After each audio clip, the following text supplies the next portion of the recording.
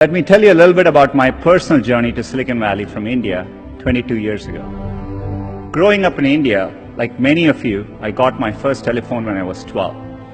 In my case, it turned out to be a rotary phone, so it wasn't that great for selfies, but I still loved to call my friends, play with it, and sometimes take it apart.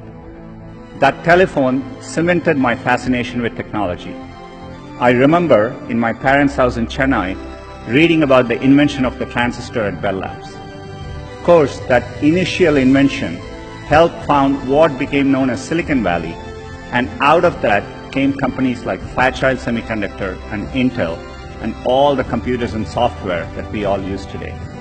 You can draw a direct line from that invention to the technology that powers your Twitter feed or your WeChat messages today.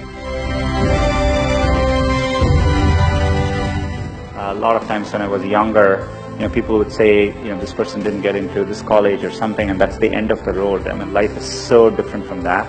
And so I think it's important to, keep your hopes, keep your dreams, and try to follow them. And, I think most of how life plays out is up to you, not up to what happens outside of you. And I think it's important to keep that in mind and take the long-term view. I still vividly remember as a teenager jumping onto a crowded train at Chennai and traveling for 24 hours to attend my school at IIT Kharagpur. And that opportunity changed the course of my life. You want to aim high enough that you fail, a few times. I think that's the natural part of the process. In fact, Larry used to say, if you work on really difficult things, you're better off because you have no competition. Others aren't working on that difficult a problem. And even if you fail, you end up doing something great in the process. I think, working the real world, I would say, it is important to be well-rounded. It's important to, try different things, take some risks.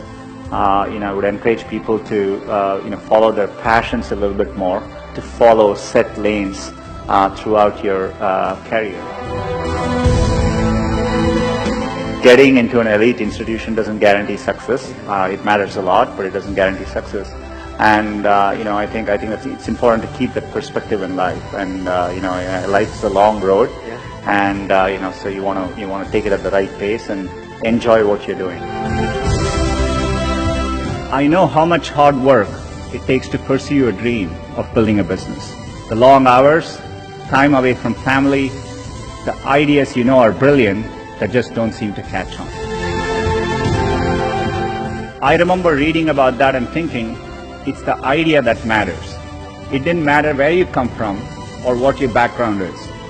One revolutionary idea, one brilliant invention can unleash other entrepreneurs to revolutionize industries in ways you could never predict.